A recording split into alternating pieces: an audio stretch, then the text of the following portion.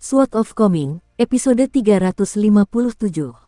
Untuk melihat video selengkapnya, sahabat bisa kunjungi playlist yang telah Sabta Novel sediakan. Yuk mari, kita berimajinasi bersama dan masuk ke alur ceritanya.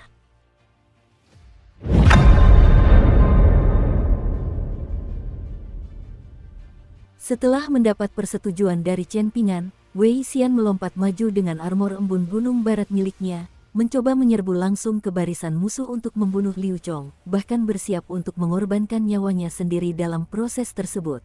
Sementara itu, Su Qingzu segera memutuskan untuk mundur setelah Su Tong dibunuh oleh Su Yubian, meskipun dia tahu bahwa melakukan hal itu akan mendatangkan murka Liu Chong kepada klannya.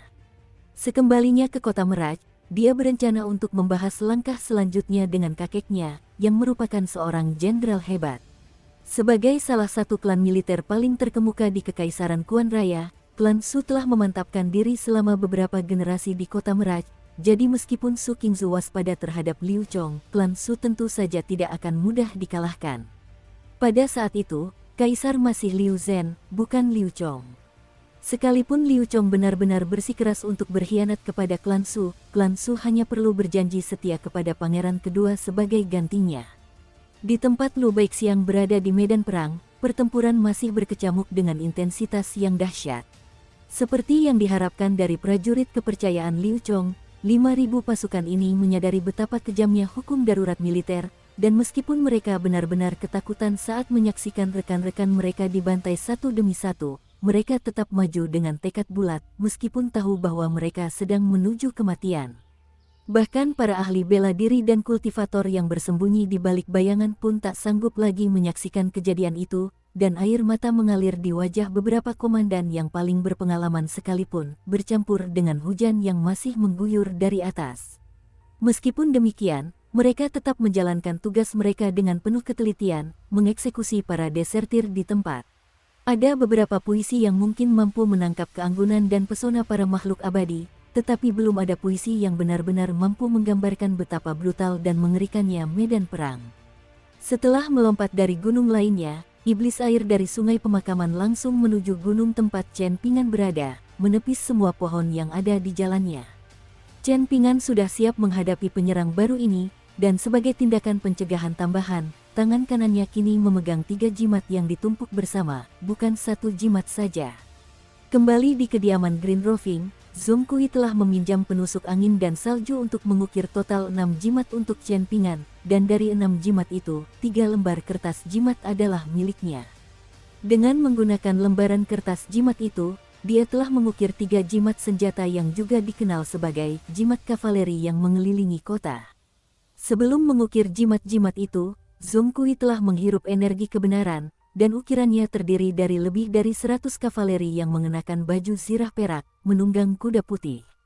Barisan panjang kavaleri kecil itu bergegas keluar ke lembaran kertas jimat dan mengatur diri mereka menjadi formasi, di mana mereka tetap berada, menunggu jimat itu digunakan. Setelah itu, Chen Ping'an memberikan 3 lembar kertas jimat lagi kepada Zhong Kui dari kantongnya sendiri, 2 lembar kertas emas dan 1 lembar kertas biru langit. Zhong Kui dengan enggan menuruti permintaan Chen Ping'an, mengukir jimat 5 teknik petir yang adil dari kediaman guru surgawi Gunung Longhu, jimat penghancur penghalang yang mencegah fenomena hantu menabrak dinding, dan 1 lagi jimat penekan pedang dengan kekuatan luar biasa, yang menurut Zhong Kui mampu mengaduk seluruh lautan di 9 benua. Pada saat itu, iblis air sungai pemakaman sudah berada tidak lebih dari 100 langkah dari Chen Ping'an. Chen Ping'an perlahan muncul dari bawah atap kuil dan menoleh ke kanan. 50 langkah. Dengan sekali gerakan pergelangan tangan Chen Ping'an, ketiga jimat di tangannya menyala oleh hembusan ki sejati murni, dan dia menusukkannya ke arah penyerangnya yang mendekat. Pria bertubuh kekar itu terus maju tanpa henti sambil tertawa terbahak-bahak, lalu melompat ke udara. Apa yang dilakukan seorang ahli bela diri sepertimu bermain-main dengan jimat? Apakah kau mencoba mengalahkanku dengan membuatku tertawa sampai mati? Namun, tawanya kemudian dengan cepat mereda. Setelah ketiga jimat emas itu hangus terbakar hingga menjadi debu, pria kekar itu menyadari bahwa 3 proyeksi jimat kini berputar di sekelilingnya. Pada saat itu, dia masih berada di ketinggian, dan dia buru-buru menyalurkan ki sejatinya ke dantiannya untuk mempercepat jatuhnya sendiri. Begitu dia terjatuh ke tanah, proyeksi seorang jenderal berbaju perak di atas kuda muncul dari masing-masing 3 jimat sebelum menyerangnya. "Mati!" teriak pria bertubuh kekar itu sambil berputar-putar dan melayangkan 3 pukulan beruntun ke arah para penyerang yang datang. Namun, semakin banyak pasukan kavaleri terus berdatangan dari jimat-jimat itu dalam kelompok 3 orang sekaligus, dan sepertinya tidak ada habisnya mereka. Meskipun demikian, pria bertubuh kekar itu sama sekali tidak gentar dan terus melayangkan tinjunya, membunuh pasukan kavaleri yang datang berulang kali. Setiap kali dia mencoba pergi kemanapun, ketiga jimat itu akan mengikutinya sambil tetap menjaga jarak yang sama darinya. Ketiga jimat itu hampir berfungsi sebagai alat bantu latihan yang memungkinkan pria bertubuh kekar itu untuk bertarung sepuas hatinya, dan dia benar-benar menikmati dirinya sendiri. Ketiga jimat kota pengintai kavaleri lebih dari mampu untuk sementara menjebak iblis sungai yang berada di ambang tingkat inti emas, dan mereka bahkan mungkin dapat memaksa iblis sungai untuk mengungkapkan wujud aslinya, tetapi mereka jelas tidak akan mampu membunuh iblis sungai itu sendirian. Chen Ping'an tentu saja menyadari hal ini, dan dia tidak pernah beranggapan bahwa ketiga jimat itu akan cukup untuk membunuh pria bertubuh kekar itu. Wang Qi dengan sabar menunggu tanda-tanda kelemahan dari Chen Ping'an yang dapat ia manfaatkan, dan Chen Ping'an juga melakukan hal yang sama, menunggu kesempatan yang dapat ia manfaatkan untuk memberikan pukulan mematikan kepada pria bertubuh kekar itu. Hujan masih mengguyur deras tanpa tanda-tanda akan reda dalam waktu dekat, tetapi pria bertubuh kekar itu sudah mulai merasa sangat frustrasi. Benarkah tidak ada habisnya pasukan yang berdatangan dari jimat-jimat ini? Dia sudah kehilangan hitungan berapa banyak dari mereka yang telah dia bunuh. Apakah 150? 200? Seiring berjalannya pertempuran, firasat buruk mulai muncul di hatinya. Chen Ping'an terus-menerus berdiri di jarak yang aman, dan jelas bahwa dia tidak menunggu sampai dia berhasil menembus formasi jimat agar mereka bisa bertarung satu lawan satu secara adil. Secara khusus, ranting di tangan Chen Ping'an sangat mengganggu pandangannya. Ranting itu tampak biasa saja, tetapi dia yakin ada sesuatu yang lebih dari sekadar yang terlihat. Jelas bahwa Wang Qi tidak akan terlibat dalam masalah ini, dan pria bertubuh kekar itu tidak memiliki kewajiban untuk menjawab pertanyaan Akademi Penakluk Agung. Pada saat itu, dia sudah menderita banyak luka kecil, dan hujan akan segera reda, yang berarti hanya tersisa sedikit waktu baginya untuk berada di puncak kekuatannya. Dengan mengingat hal itu, mata pria bertubuh kekar itu menjadi putih sepenuhnya, dan otot-ototnya juga mulai menonjol dan berubah bentuk. Niatnya sangat jelas, dan Wang Qi segera berteriak dengan suara marah, "Hentikan!" Namun, pria bertubuh kekar itu mengabaikan Wang Qi dan sepenuhnya berubah menjadi wujud aslinya. Tubuhnya membengkak hingga lebih dari 300 meter, dan matanya sebesar lentera. Tanah bergetar di bawah kakinya, dan seiring bertambahnya perawakannya, ketiga jimat kota yang mengelilingi pasukan kavaleri itu semakin menjauh darinya, tetapi mereka masih terus melepaskan serangan kavaleri ke arahnya. Beberapa prajurit Kekaisaran Kuan Agung bersembunyi di balik bayangan, menunggu kesempatan untuk menyerang, tetapi mereka terlempar oleh tubuh iblis belut yang sangat besar, dan puluhan dari mereka terluka atau tewas di tempat. Hujan mengalir di tubuh iblis sungai, tetapi alih-alih meresap ke dalam lumpur, air hujan itu dengan cepat membentuk genangan di sekitar iblis besar tersebut. Chen Ping'an mampu mengidentifikasi iblis besar itu sebagai iblis belut yang sama yang telah bertarung melawan Dewi Sungai Pemakaman, dan itu meyakinkannya tanpa keraguan bahwa sosok lain yang masih bersembunyi di puncak gunung lainnya tidak lain adalah Wang Qi. Chen Ping'an memegang jimat 5 naga pemegang permata di antara jari-jarinya, menyuntiknya dengan ki sejati, lalu melemparkannya ke arah iblis sungai. Benar saja, 5 naga ramping dengan panjang lebih dari 30 meter terbang keluar dari jimat itu. Masing-masing naga membawa permata putih di mulutnya, dan kilat berputar di sekitar permata tersebut. Iblis sungai itu mengira ia akan mampu mendominasi sisa pertempuran sekarang setelah mengungkapkan wujud aslinya, hanya untuk menemukan bahwa 5 naga banjir yang dahsyat telah muncul di atas kepalanya. Setelah sesaat terdiam karena terkejut, ia mengeluarkan raungan yang menggelegar dan mulai berjuang dengan sekuat tenaga, mencoba melepaskan diri dari kepungan jimat kota yang mengelilingi pasukan kavaleri agar dapat melarikan diri dari naga-naga banjir di atasnya. Unit-unit kavaleri terus menyerbu maju dan menusukkan tombak mereka ke tubuh iblis belut berulang kali, meskipun mereka terus dimusnahkan oleh iblis besar itu. Salah satu naga banjir membuka mulutnya lebar-lebar, dan sebuah permata petir putih melesat keluar dari dalamnya sebelum menghantam kepala iblis sungai. Puncak gunung bergetar ketika dua permata petir lagi menghantam leher dan ekor iblis sungai, menyebabkan jiwa dan inti emas iblis sungai bergetar bersama tubuhnya. Satu-satunya kabar baik baginya adalah kekuatan ledakan yang luar biasa akhirnya menghancurkan ketiga jimat kota pengintai kavaleri terkutuk itu. Seberkas cahaya biru panjang melesat dari puncak gunung lainnya, lalu turun ke cabang pohon di dekat Chen Pingan sebelum mengusulkan, "Mari kita mundur selangkah dan mengakhiri semuanya di sini, dan aku akan membujuk Liu Chong untuk segera mundur bersama pasukannya." "Bagaimana menurutmu?" Wang Qi menyampaikan usulan ini dengan gigi terkatup rapat, dan dia sangat ingin menguliti iblis sungai berkepala banteng itu hidup-hidup. Dengan setiap permata petir yang dilepaskan, naga banjir yang terkait akan lenyap dengan sendirinya, namun Chen Pingan tidak menunjukkan niat untuk berhenti. Dua naga banjir terakhir juga melepaskan permata petir mereka tanpa ragu-ragu, dan bahkan setelah kelima naga banjir itu menghilang, kelima permata itu masih terlihat tertanam kuat di tubuh iblis sungai, membentang dari kepala hingga ekornya membentuk garis. Petir menyambar di sepanjang lima permata itu, membentuk sambaran petir tebal yang hampir sama besarnya dengan tubuh raksasa iblis sungai tersebut. Pada saat yang sama, First dan 15 juga telah dipanggil ke medan perang atas perintah Chen Pingan, dan masing-masing dari mereka menusuk ke salah satu mata iblis sungai tersebut. Bersamaan dengan itu, Sui Yubian menusukkan Deep Infatuation ke kepala iblis sungai dengan akurasi yang tepat. Pedang itu langsung menembus sebelum menancap ke tanah di bawahnya, menunjukkan ketajamannya yang luar biasa. Sementara itu, Wang Qi dan Chen Pingan langsung bertindak hampir pada saat yang bersamaan, keduanya dengan niat untuk membunuh. Chen Pingan mengayunkan rantingnya di udara seperti pedang, sementara seluruh badai tampaknya telah sepenuhnya berada di bawah kendali Wang Qi, dengan semua tetesan hujan menyimpang dari lintasan asalnya dan berkumpul menuju Chen Pingan. Seketika itu juga, Wang Qi tak terlihat lagi di dahan pohon, dan Chen Pingan berdiri di tempat sarjana mulia itu berada beberapa saat sebelumnya. Kemudian, riak-riak muncul dari jubah daunnya, menyebarkan semua tetesan hujan yang menempel padanya.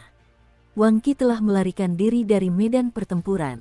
Setan sungai itu berada di ambang kematian, dan ia tidak lagi mampu mengendalikan genangan air hujan yang terkumpul di sekitarnya, sehingga air meresap ke dalam tanah bersamaan dengan darahnya yang mengalir deras. Ranting di tangan Chen Pingan hancur menjadi debu. Dia melompat ke kepala iblis sungai, lalu membuat gerakan mencengkeram untuk memanggil kegilaan mendalam ke dalam genggamannya. Setelah itu dia memenggal kepala iblis sungai dengan satu tebasan cepat. Hujan perlahan reda, dan pasukan Kekaisaran Kuan Agung mulai mundur menuruni gunung. Pada akhirnya, Wei Xian gagal menangkap Liu Chong. Sebaliknya, Liu Chong berhasil mundur ke kaki gunung, sementara salah satu pendekar pedang di bawah komandonya menahan Wei Xian dengan mengorbankan nyawanya sendiri. Dari keempatnya, Su Lian adalah yang mengalami luka paling parah, tetapi dia tidak mati sekalipun. Lu Baixiang mulai bergerak menuju tubuh iblis sungai itu, dan baru sekarang dia mendapat kesempatan untuk menyerungkan Halting Snow dan mencabut anak panah yang telah menusuknya. Alih-alih membuang anak panah itu, dia menyimpannya. Di laut sebelah barat benua daun payung, iblis besar yang melarikan diri untuk menyelamatkan nyawanya baru saja tewas seketika dengan satu tebasan pedang, dan kepalanya yang raksasa terlepas dari bahunya sebelum tenggelam ke laut, sementara tubuhnya yang sebesar gunung tetap mengapung di permukaan laut, terombang-ambing mengikuti gelombang. Ketiga kultivator benua daun payung yang telah mengejar iblis besar hingga saat ini tidak yakin harus berbuat apa dengan situasi ini. Pemimpin Sekte Song Mao dari Gunung Kedamaian dan Ketenangan mengepalkan tinjunya sebagai tanda terima kasih sambil menyapa, "Terima kasih telah membantu kami membunuh iblis besar itu, senior. Saya Song Mao dari Gunung Kedamaian dan Ketenangan, bolehkah saya menanyakan nama Anda?" Namun, pendekar pedang itu sama sekali mengabaikan sapaan Song Mao. Salah satu orang yang mendampingi Song Mao adalah seorang tetua besar Sekte Daun Payung yang bertanggung jawab mengawasi peraturan dan catatan silsilah sekte tersebut, dan saat ini wajahnya tampak ragu-ragu. Selama perburuan iblis besar ini, Song Mao adalah satu-satunya yang sepenuh hati mendedikasikan dirinya untuk tujuan tersebut, bertekad untuk memburu iblis besar itu bahkan jika itu berarti harus mengorbankan nyawanya sendiri dalam prosesnya. Namun, Meskipun dia adalah pemimpin Sekte Gunung Kedamaian dan Ketenangan, tingkat kultivasinya sebenarnya tidak terlalu maju, dan karena insiden baru-baru ini yang terjadi di penjara sumur di gunung itu, dia tidak berani membawa salah satu pedang abadi penjaga gunung bersamanya, jadi tidak banyak yang bisa dia lakukan dengan kemampuannya yang terbatas. Adapun tetua besar Sekte Daun Payung, dia tidak ingin mengambil risiko berlebihan dalam memburu iblis besar itu, yang masih berada di tingkat ke-11 bahkan setelah turun satu tingkat. Tubuhnya sangat besar dan sangat tangguh, sehingga sangat sulit untuk dikalahkan. Namun, nasibnya sudah ditentukan, dan tidak mungkin ia bisa lolos dari trio tersebut, jadi rencananya adalah untuk bertindak perlahan dan melemahkan iblis besar itu dari waktu ke waktu. Oleh karena itu, dari sudut pandangnya, ini adalah misi dengan risiko minimal, namun imbalan yang besar akan dipetik. Ia tidak hanya akan melakukan perbuatan besar dengan membunuh iblis besar yang telah mendatangkan malapetaka di Sekte Penulisan Plancet, tetapi ia juga akan menjadi dermawan bagi pemimpin Sekte Jihai dari Sekte Penulisan Plancet. Oleh karena itu, meskipun dia tidak benar-benar mengerahkan seluruh kekuatannya untuk memburu iblis besar ini, dia tetap sangat bertekad untuk mengalahkannya. Orang ketiga yang melengkapi trio itu adalah pemimpin klan Jiang dari Tanah Suci Gua Awan. Dari segi penampilan fisik, dia bahkan lebih muda dan lebih tampan daripada putra satu-satunya, Jiang Beihai. Saat ini, senyum lebar menghiasi wajahnya, dan dia jelas sedang dalam suasana hati yang sangat baik. Setelah iblis besar itu dibunuh oleh pendekar pedang misterius, rencana tetua besar Sekte Daun Payung benar-benar gagal, dan itulah yang ingin dilihatnya. Demi sahabatnya, Lu Fang, dia telah melakukan perjalanan secara diam-diam ke Tanah Suci Bunga Teratai, dan pada dasarnya menghilang dari benua Daun Payung selama 60 tahun. Pada waktu itu, banyak suara yang menentangnya muncul di Sekte Tablet Giok, dan itulah sebabnya dia terpaksa muncul kembali.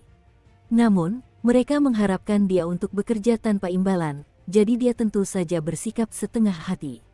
Song Mao sedikit tidak senang dengan sikap kasar pendekar pedang itu, tetapi dia tahu lebih baik daripada membiarkan emosinya mengganggu pengambilan keputusannya. Pendekar pedang itu jelas tidak gentar sama sekali dengan penyebutan Gunung Kedamaian dan Ketenangan, dan pasti ada alasan di balik kesombongannya. Satu-satunya masalah adalah Song Mao tidak dapat memikirkan pendekar pedang manapun di benua Daun Payung yang sesuai dengan deskripsi pria ini.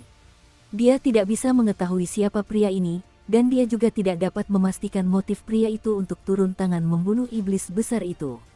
Apakah dia membunuh iblis besar itu untuk mengklaim pahala atas perbuatannya, ataukah dia melakukannya hanya karena rasa keadilan? Atau, mungkinkah dia ingin mengklaim bagian-bagian berharga tertentu dari tubuh iblis agung itu, atau bahkan mengklaim seluruh tubuhnya untuk dirinya sendiri?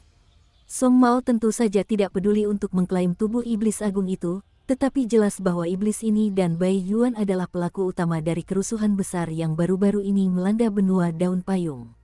Oleh karena itu, ia harus membawa kembali jenazahnya untuk diperiksa oleh Akademi Konfusianisme, kemudian meminta akademi tersebut untuk mempekerjakan seorang naturalis untuk melakukan ramalan pada jenazah tersebut.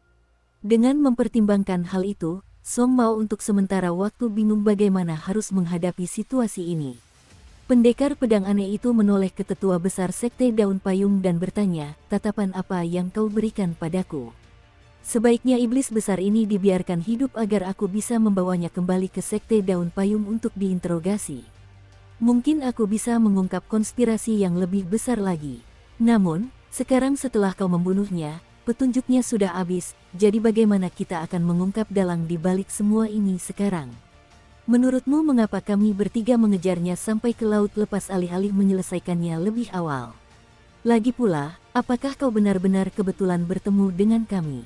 Laut di sebelah barat Sekte Daun Payung sangat luas, aku tidak yakin kau kebetulan muncul di sini tepat pada tempat dan waktu yang tepat, jawab tetua besar Sekte Daun Payung, yang pada dasarnya melontarkan ancaman yang hampir tidak terselubung. Senyum di wajah pemimpin klan Jiang tetap tak berubah, dan dia sangat ingin melihat konflik muncul. Song Mao baru saja akan mengatakan sesuatu ketika pendekar pedang itu menyatakan dengan suara acuh tak acuh, "Jika kau tidak yakin, maka lawan aku." Ini sama sekali tidak pantas bagi seorang pendekar pedang sekaliber dirinya. Bahkan, akan sulit menemukan seorang ahli pemurnian Ki tingkat 5 menengah yang berperilaku kasar seperti itu. Bahkan, dia lebih mirip seorang seniman bela diri yang tidak sopan. Sebelum Song Mao sempat mencoba berperan sebagai mediator, pendekar pedang itu kembali menyerang, kali ini kepada tetua besar Sekte Daun Payung. Ekspresi tetua agung itu berubah drastis saat dia buru-buru memanggil harta karun terikat miliknya yang telah dia sempurnakan selama lebih dari 1000 tahun, dan itu adalah lonceng upacara kuno yang dia peroleh dari dunia kecil yang hancur. Lonceng itu dianggap sebagai yang terpenting dari 8 instrumen. Lonceng ini adalah lonceng tembaga kuno yang tingginya tidak lebih dari panjang lengan manusia, namun manifestasi daunnya setinggi lebih dari 100 kaki, dan meliputi seluruh tubuh tetua agung di dalamnya. Terukir di dinding luar lonceng itu adalah sebuah bagian suci yang ditulis oleh seorang bijak Konfusianisme kuno, dan pada saat ini, karakter-karakter seukuran kepalan tangan dari bagian teks tersebut berputar dengan cepat di atas permukaan manifestasi dao lonceng itu. Tetua agung itu mengira bahwa manifestasi dao dari lonceng itu setidaknya akan mampu bertahan sesaat melawan pancaran ki pedang yang datang, tetapi yang mengejutkan dan mengkhawatirkannya, manifestasi dao itu langsung terpecah, dan dia buru-buru terbang mundur bersama lonceng kuno itu, berharap bahwa ki pedang akan berkurang setelah dia mundur ke jarak yang cukup jauh. Pada akhirnya, dia terpaksa mundur sejauh hampir 10 km, dan seluruh laut terbelah oleh energi pedang, menciptakan celah yang membentang dari pendekar pedang hingga tetua agung. Saat pancaran energi pedang itu akhirnya menghilang, tetua agung itu terpaku di tempatnya dengan ekspresi terkejut di wajahnya yang pucat pasi. Pada saat yang sama, tatapan sedih terlintas di matanya saat melihat tanda kecil yang tergores di permukaan lonceng tembaga itu. Ini akan membutuhkan sumber daya yang sangat besar baginya untuk memperbaikinya. Bagaimana mungkin serangan pedang yang begitu santai dari pendekar pedang itu bisa dipenuhi dengan kekuatan yang begitu besar? Pendekar pedang abadi yang begitu hebat pastinya tidak ada bahkan di benua pusaran selatan, apalagi benua daun payung atau benua botol berharga timur. Bahkan orang seperti Cao Si pun pasti tidak akan mampu melepaskan ki pedang yang begitu menakutkan. Setelah dipaksa mundur begitu jauh, tetua besar Sekte Daun Payung tidak lagi menjadi penghalang bagi pendekar pedang itu, jadi dia mengalihkan perhatiannya kepada pemimpin klan Jiang sambil berkomentar, "Kau tampaknya sangat menikmati pertunjukan ini." Senyum di wajah pemimpin klan Jiang langsung kaku saat dia menangkupkan tinjunya memberi hormat sebagai tanda permintaan maaf. "Mohon maafkan kekurangajaran saya, Pak Senior. Kau jauh lebih tua dariku," cemooh pendekar pedang itu. Pemimpin klan Jiang terkenal karena ketidakmaluannya di kalangan kultivasi benua daun payung, dan ekspresinya tetap tidak berubah saat dia menjawab dengan suara serius, "Di jalan kultivasi, senioritas ditentukan oleh kekuatan, bukan usia. Aku tidak akan berani membandingkan diriku dengan Anda, Senior." Pendekar pedang itu tidak lagi memperhatikan pemimpin klan Jiang saat ia mengarahkan pandangannya ke arah tetua agung Sekte Daun Payung di kejauhan. "Sepertinya kau membawa harta karun ofensif dengan kualitas yang cukup baik. Izinkan aku melihatnya." Dukung terus channel YouTube Sabta Novel. Pada titik ini, sudah sangat jelas bahwa pendekar pedang itu memiliki temperamen yang sangat pendek, bahkan lebih pendek daripada penguasa surgawi Gunung Kedamaian dan Ketenangan, sehingga tetua besar Sekte Daun Payung tentu saja tidak berani mengungkapkan harta karun itu. Jika dia melakukannya, tanggapan dari pendekar pedang itu kemungkinan besar akan seperti, "Itu harta karun yang cukup bagus, aku ingin tahu bagaimana perbandingannya dengan pedangku." Dalam situasi itu, apa yang seharusnya dia lakukan? Jika dia mundur dari tantangan tersebut, maka dia akan mempermalukan dirinya sendiri di depan orang-orang dari Sekte Tablet Giok dan Gunung Kedamaian dan Ketenangan.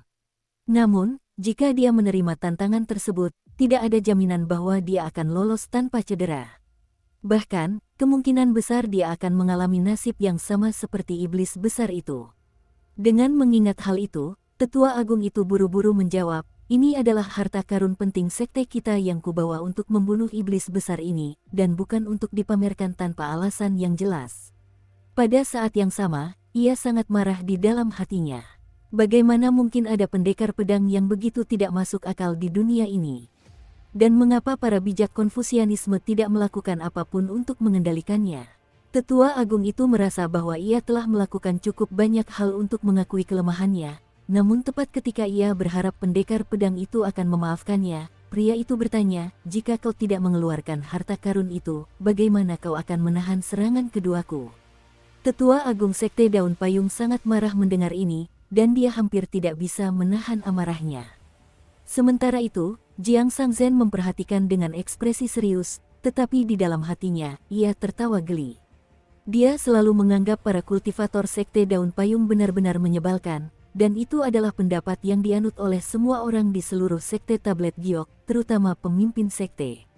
Pemimpin Sekte Tablet Giok hanya pernah benar-benar marah beberapa kali dalam hidupnya, dan hampir semua amarahnya disebabkan oleh para kultivator Sekte Daun Payung. Saat ini, benua Daun Payung berada dalam keadaan kekacauan besar, jadi saya mohon Anda meletakkan pedang Anda, senior, kata Song Mao dengan suara serius. Maukah kau menerima serangan keduaku menggantikannya? Tanya pendekar pedang itu. Aku akan melakukannya, jawab Song Mao tanpa ragu-ragu. Terlepas dari apakah aku mampu menahan serangan itu, ada orang-orang dari Sekte Daun Payung dan Sekte Tablet Giok yang hadir untuk menjadi saksi dan melaporkan hasilnya ke Gunung Kedamaian dan Ketenangan. Bahkan jika aku mati di sini, aku hanya akan menyalahkan kelemahanku sendiri, dan Gunung Kedamaian dan Ketenangan tentu tidak akan membalas dendam padamu. Ekspresi nostalgia muncul di wajah pendekar pedang itu saat menyebut Gunung Kedamaian dan Ketenangan, dan dia tiba-tiba tertawa terbahak-bahak sambil berkata, seperti yang diharapkan dari seorang kultivator dari Gunung Kedamaian dan Ketenangan, kau punya keberanian. Gunung Kedamaian dan Ketenangan adalah satu-satunya sekte yang layak di seluruh benua Daun Payung, aku bahkan tidak ingat yang lainnya. Song Mao tidak tahu harus berbuat apa dengan jawaban ini. Pendekar pedang itu sedikit menekan energi pedangnya, menandakan bahwa dia tidak akan melancarkan serangan lebih lanjut. Dia memutuskan untuk memaafkan Song Mao karena dia ingat pernah mendengar Little Qi menyebutkan bahwa para kultivator Gunung Kedamaian dan Ketenangan semuanya memiliki semangat kepahlawanan tradisional. Dengan pemikiran itu, pendekar pedang tersebut berkata, kau bisa mengambil tubuh iblis besar itu. Song Mao merasa sangat lega mendengar hal itu, dan dia menyarungkan pedangnya sebelum menangkupkan tinjunya memberi hormat. Terima kasih, senior. Setelah ragu sejenak, pendekar pedang itu menoleh ke tiga orang dan bertanya, apakah ada di antara kalian yang mengenal seorang pemuda bernama Chen Pingan? Song Mao dan tetua besar Sekte Daun Payung saling bertukar pandangan kosong, sementara Jiang Sangzhen dengan cepat mempertimbangkan pilihannya sejenak sebelum menjawab sambil tersenyum, ya. Apa yang telah dia lakukan? Tanya pendekar pedang itu. Jiang Sangzhen memberikan rangkuman singkat kepada pendekar pedang itu tentang semua yang telah dilihatnya di Tanah Suci Bunga Teratai melalui transmisi suara. Pendekar pedang itu mengangguk sebagai jawaban, lalu berkomentar dengan nada acuh tak acuh, kurasa mendaki ke puncak tanah yang diberkati adalah sebuah prestasi yang layak. Apakah Anda perlu saya menjaganya, senior? Tanya Jiang Sangzhen. Jangan repot-repot, kau bahkan hampir tidak punya kekuatan untuk menjaga dirimu sendiri, cemooh pendekar pedang itu. Jiang Sangzhen terdiam sambil tersenyum kecut, lalu pendekar pedang itu segera pergi, menjauh dari benua Daun Payung. Dia tidak berniat untuk menjadi penjaga dao bagi siapapun. Begitu pendekar pedang itu sudah jauh di luar jangkauan pendengaran, seringai nakal muncul di wajah Jiang Sangzhen saat dia berkomentar, seperti yang diharapkan, segala sesuatunya jauh lebih seru di dunia megah kita. Apakah kamu tahu siapa senior itu? Tanya Song Mao dengan ekspresi penasaran. Jiang Sangzhen tersenyum dan tidak memberikan tanggapan. Tetua Agung Sekte Daun Payung dengan hati-hati kembali ke arah kedua pria itu, lalu mendengus dingin, kemampuan pedangnya mungkin luar biasa, tapi dia tidak lebih dari. Tidak lebih dari apa? Jiang Sangzhen menyindir dengan senyum provokatif. Pria tua itu terpaksa menelan kata-kata yang hendak keluar dari mulutnya selanjutnya. Dia benar-benar ketakutan terhadap pendekar pedang yang tidak masuk akal itu. Dia sangat bersyukur atas keputusannya untuk tetap diam, karena di saat berikutnya, pendekar pedang itu tiba-tiba kembali tanpa peringatan. Dia melirik lelaki tua itu, lalu berkata kepada Jiang Sangzhen, kau bisa mengambil inti iblis benda ini. Jiang Sangzhen segera menangkupkan tinjunya memberi hormat dan menjawab, terima kasih, senior. Setelah itu, Zhuo Yu pergi lagi. Di dalam istana bawah tanah di benua Daun Payung itu, Bai Yuan disambut oleh pemandangan seorang lelaki tua tinggi yang mengenakan jubah Taois. Senyum canggung muncul di wajah pendeta Tao muda itu. Kau mendapatkan apa yang kau inginkan? Apakah kau bahagia sekarang? Tanya pendeta Taois tua itu. Saya tentu saja sangat terkejut, jawab pendeta Tao muda itu sambil tersenyum kecut. Meskipun mereka belum pernah bertemu sebelumnya, Bai Yuan langsung bisa mengenali siapa pendeta Taois tua itu. Dialah kepala biara kuil pengamat Dao yang penuh teka-teki yang tak seorang pun bisa temukan, pendeta Taois tua dari Laut Timur. Jika ada yang ingin memasuki tanah suci bunga teratai, mereka tidak punya pilihan selain bernegosiasi dengan anak kecil yang membawa labu emas di punggungnya itu. Bahkan para dewa bumi yang maha kuasa pun tidak punya pilihan selain bernegosiasi dengan anak itu. Pendeta Tao muda itu berdiri dan bertanya, apakah Anda datang untuk membunuh saya demi menegakkan Dao Surgawi? Menjunjung tinggi Dao Surgawi. Dao Surgawi sudah hancur, apalagi yang perlu dijunjung tinggi. Ejek pendeta Taois tua itu. Aku hanya datang ke sini karena ingin melihat siapa yang berani mengejar payung daun parasol yang kuberikan. Ekspresi kesadaran muncul di wajah pendeta Tao muda itu saat dia bertanya, apakah Anda merujuk pada payung kertas minyak yang dibawa oleh gadis kecil itu? Jika saya tahu bahwa Chen Pingan memiliki hubungan dengan Anda, saya tidak akan pernah mengejarnya. Pendeta Taois tua itu berjalan melewati pendeta Taois muda dan menaiki tangga menuju platform pengunci naga sambil berkata, aku tidak tertarik dengan urusan dunia, dan aku tidak akan membunuhmu. Sudah saatnya beberapa bajingan kecil yang sombong itu diberi pelajaran. Kalau tidak, mereka akan lupa apa yang telah dilakukan para tetua itu untuk mereka bertahun-tahun yang lalu. Pendeta Tao muda itu juga berjalan ke atas platform batu di belakang pendeta Tao tua itu, dan dia tersenyum sambil berkata, terima kasih, senior. Dengan pernyataan dari pendeta Taois tua ini, rencananya di Sekte Daun Payung telah setengah jalan terwujud, meskipun telah terbongkar sebelum waktunya. Setidaknya, begitu dia kembali ke Savage World, dia tidak akan diasingkan ke pegunungan itu dan dipaksa untuk membawa gunung untuk pria buta itu tahun demi tahun. Dari sudut pandang orang luar, mungkin ini tampak seperti tugas yang cukup menyenangkan, tetapi semua iblis besar yang benar-benar mengalami nasib buruk ini sangat menderita. Yang terpenting, entah mengapa, para penguasa dunia liar tampaknya tidak pernah mempertimbangkan untuk menggabungkan kekuatan mereka untuk mencabut duri dalam daging mereka ini dan melemparkannya ke tembok besar Ki Pedang. Setelah melangkah ke platform pengunci naga, pendeta Taois tua itu melirik Bai Yuan yang tampak cemas, lalu mengangguk sambil berkata, kau anak kecil yang menarik. Kurasa aku akan mengantarmu pergi. Ingatlah untuk menggunakan teknik membawa pedang kera putihmu di tanah suci bunga teratai. Dalam sekejap mata, Bai Yuan menghilang dari platform pengunci naga. Pikiran pendeta Tao muda itu berkecamuk saat dia berkata, sekarang Bai Yuan telah tiada, mohon bicaralah terus terang kepada saya dan katakan apa yang Anda ingin saya lakukan, senior. Apa yang ingin kamu lakukan? Tanya pendeta Taois tua itu. Jika aku mengatakannya, aku akan mati di sini, di platform pengunci naga ini, jadi aku tidak akan mengatakannya, jawab pendeta Tao muda itu dengan jujur. Ekspresi kecewa muncul di wajah pendeta Tao tua itu saat dia berkata, aku sudah memberimu kesempatan. Di puncak kekuatanmu, kau adalah iblis hebat yang hanya selangkah lagi dari tingkatan ke-13, namun kau bahkan tidak berani membunuh Chen Pingan. Karena kegagalanmu itu, kau kehilangan kesempatan besar yang telah ditakdirkan. Di tembok besar Ki Pedang, Chen Qingdu meminjamkan pedang kepada Chen Pingan dengan maksud untuk memberikan karma baik kepada Chen Pingan.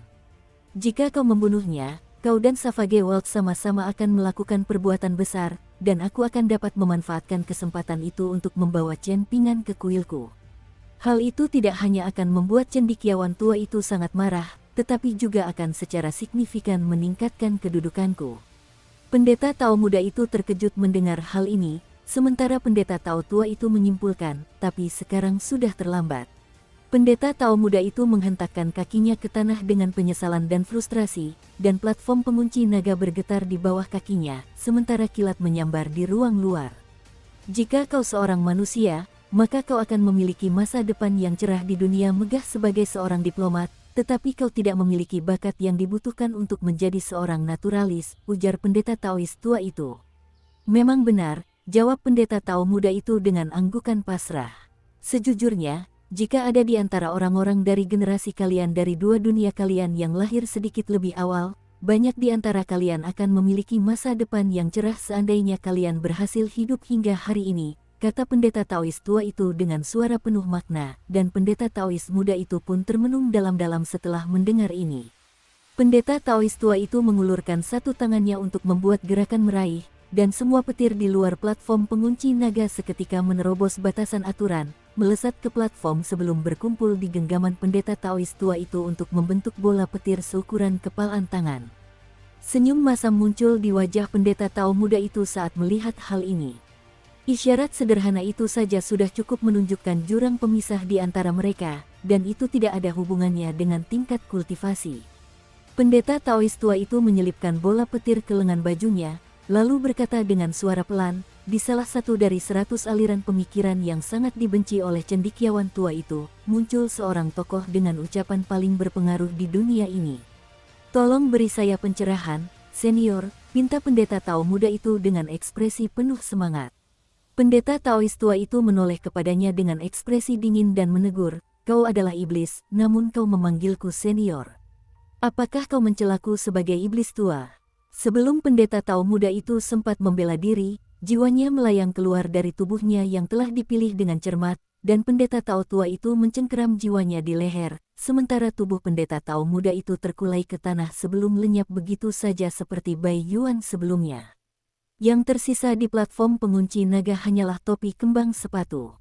Dengan gerakan santai lengan pendeta Taois tua itu, jiwa iblis besar itu mengambil wujud manusia yang penampilannya tetap identik dengan pendeta Taois muda tersebut, dan ia membentur tanah dengan keras sambil menunjukkan ekspresi kesakitan.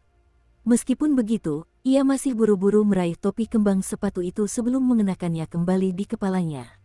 Meskipun berhasil melewati tembok besar Ki Pedang, ia hanya mampu meninggalkan dunia liar dengan 1 jiwa abadi dan 4 wujud fana sebelum akhirnya tiba di benua daun payung. Namun, berkat tubuh luar biasa yang dipilihnya, ia masih mampu mencapai tingkatan ke-12 setelah berkultivasi begitu lama di dunia agung. Tetapi meskipun demikian, ia tidak mampu memberikan perlawanan apapun terhadap pendeta Taois tua itu.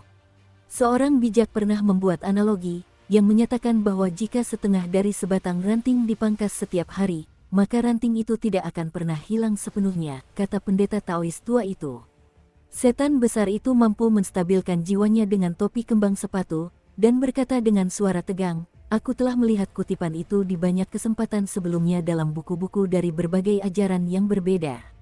Itu adalah salah satu kutipan yang kurang dikenal dari pendiri logika, dan aku tidak pernah mempertimbangkannya dengan saksama di masa lalu. Itulah sebabnya kalian semua bodoh," ejek sang Taois tua. Setan besar itu tidak berani protes, dan ia merasa lebih rindu kampung halaman daripada sebelumnya. Pendeta Taois tua itu menoleh ke arahnya dengan senyum tipis sambil berkata, "Aku sudah menghapus pembatasan pada penghenti salju. Apakah itu akan menjadi masalah?" Setan besar itu menggelengkan kepalanya sebagai jawaban. "Kau bahkan tidak mau mencoba merayuku. Kau pantas menderita cobaan ini karena begitu bodoh," ejek pendeta Taois tua itu. Iblis besar itu merasa agak bingung, tetapi pendeta Taois tua itu telah pergi tanpa memberikan penjelasan lebih lanjut. Saat Chen Pingan membuka gulungan terikat Sui Yubian dan melemparkan koin tembaga berisi esensi emas ke dalamnya, hujan ringan mulai turun di ibu kota negara Taman Selatan. Saat itu awal musim dingin, jadi meskipun hujannya tidak terlalu deras, tetap saja agak mengganggu. Sekelompok 4 orang berjalan di jalan, dan mereka dipimpin oleh seorang pemuda dengan fitur wajah yang agak netral, sehingga sulit untuk menentukan jenis kelaminnya. Meskipun saat itu musim dingin, mereka memegang kipas lipat, tetapi kipas itu tertutup, dan mereka mengetuk-ngetukkannya ke telapak tangan mereka. Seandainya bukan karena penampilan mereka yang sangat tampan, mereka pasti akan dianggap sebagai orang kasar yang sok tahu dan membawa kipas lipat untuk memberikan kesan lebih terpelajar dan beradab. Saat mereka berempat berjalan, pemuda itu melihat sekeliling dengan ekspresi takjub. Ada seorang anak bernama Chao Qinglang. Ia sudah melangkah keluar ke jalan dari gang sederhana di depan rumahnya, tetapi karena hujan tiba-tiba turun tanpa peringatan, ia tidak punya pilihan selain berlari kembali ke rumah untuk mengambil payung kertas minyak. Saat itu, dia baru saja berbelok ke jalan, dan dia melihat keempat orang itu dari kejauhan. Dia segera mulai mengamati mereka dengan saksama dengan ekspresi penuh harap, hanya untuk kecewa ketika melihat pemuda itu dan menyadari bahwa itu bukanlah orang yang ingin dia temui. Merasa sedikit sedih, anak laki-laki itu bergegas menuju sekolah. Guru Song sangat tidak toleran terhadap siswa yang terlambat. Cao Qinglang tidak sempat melihat pemuda itu dengan jelas, tetapi pemuda itu melihatnya dengan sangat jelas.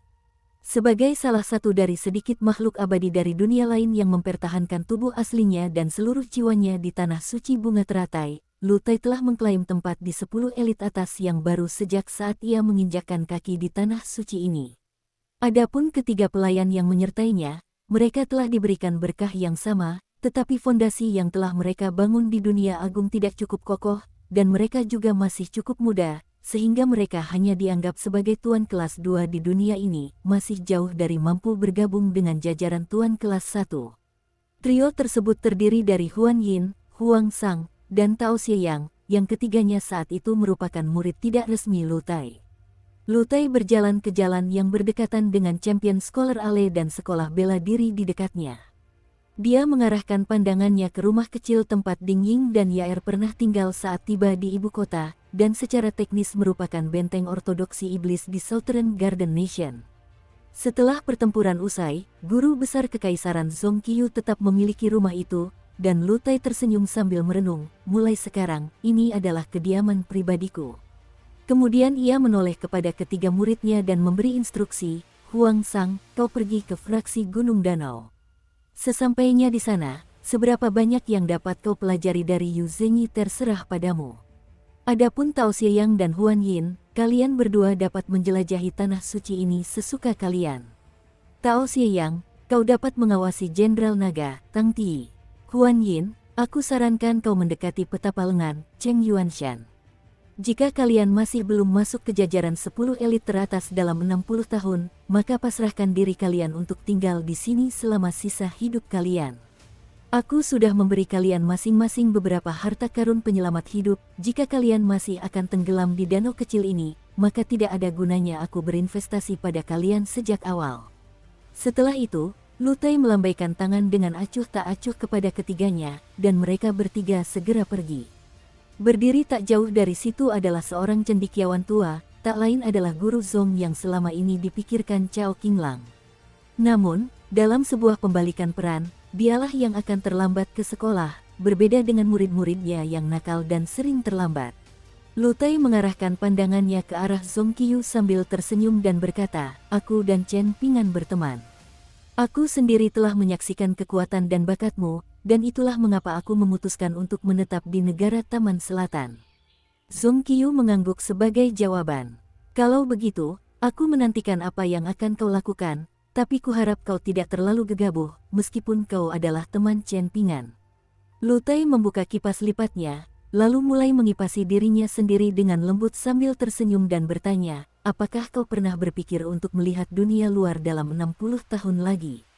Zong Qiyu menggelengkan kepalanya lalu pergi. Lu Tai sama sekali tidak terganggu oleh sambutan dingin Zong Qiyu, dan dia berbalik ke gerbang kediaman untuk menemukan bahwa patung dewa pintu yang ditempel di sana sudah terlihat agak usang setelah setahun terpapar cuaca.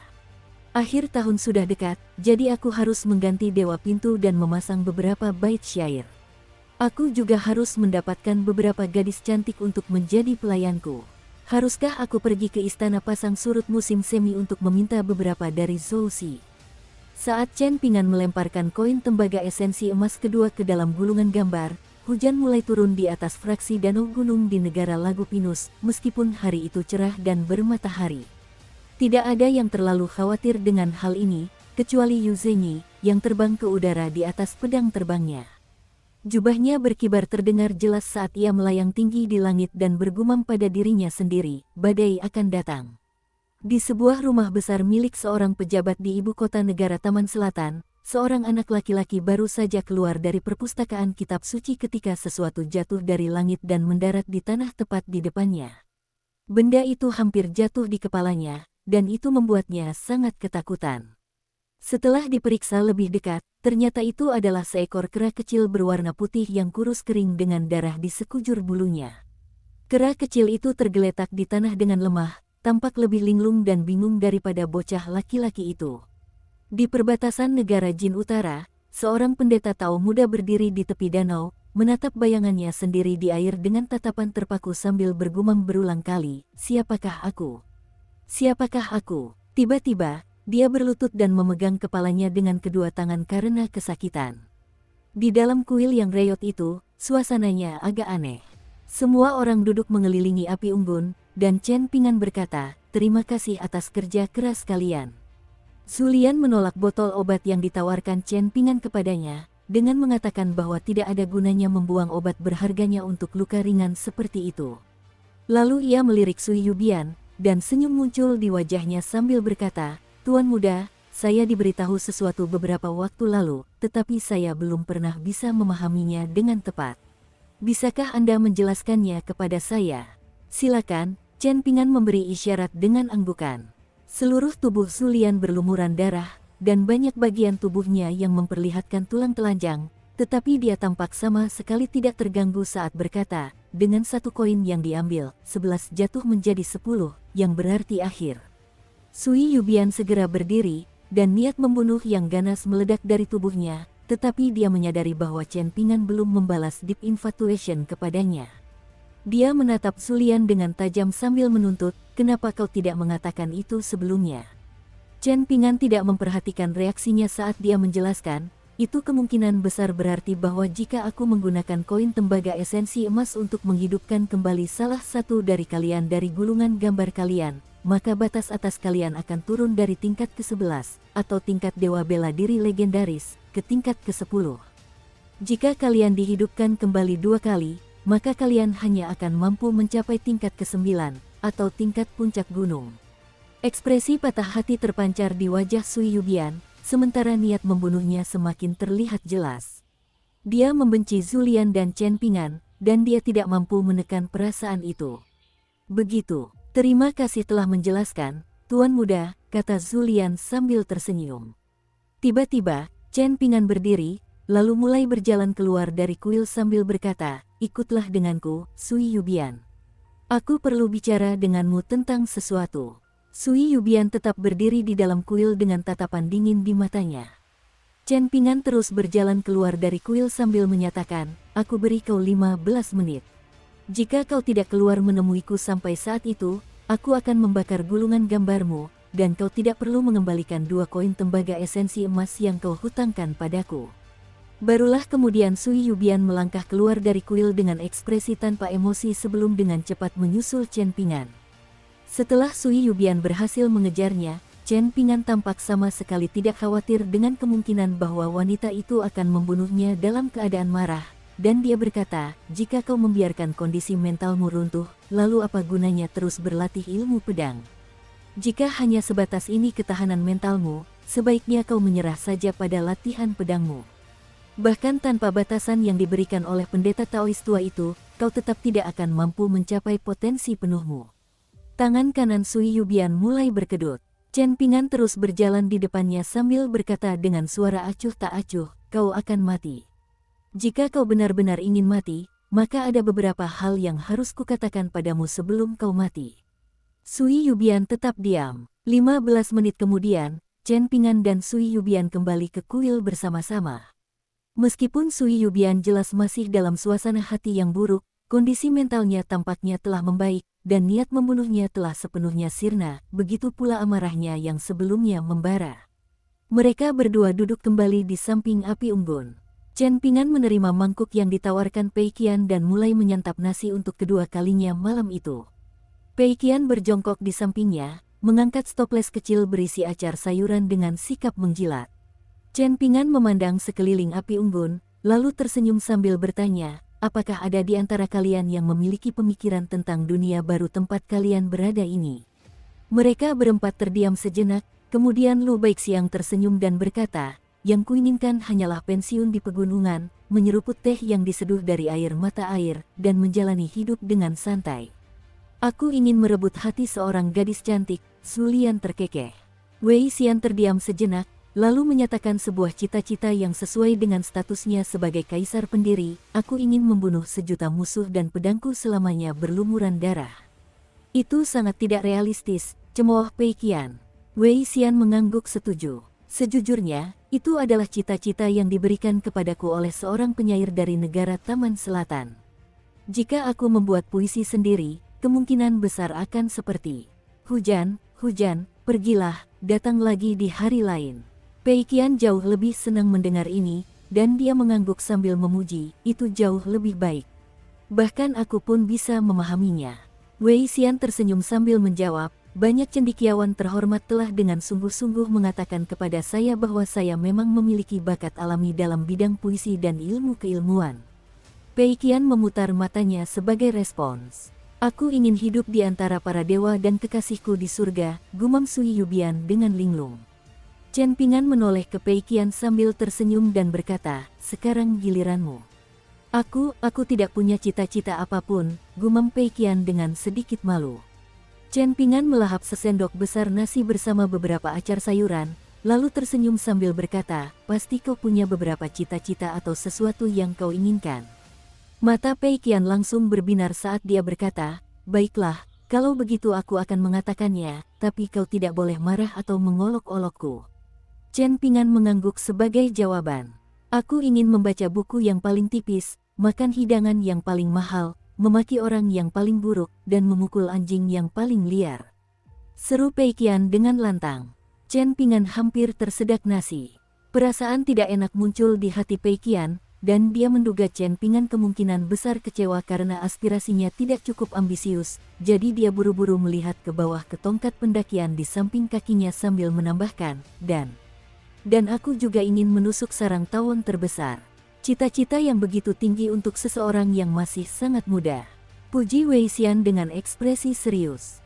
Pei Qian segera menoleh ke Wei Xian sambil tersenyum lebar dan berkata, kau yang terbaik, Pak Tua Wei. Tak heran kau bisa menjadi kaisar. Sayang sekali kau sekarang begitu miskin. Chen Ping'an menggelengkan kepalanya dengan pasrah, lalu senyum pun tersungging di wajahnya. Di luar kuil, hujan akhirnya berhenti.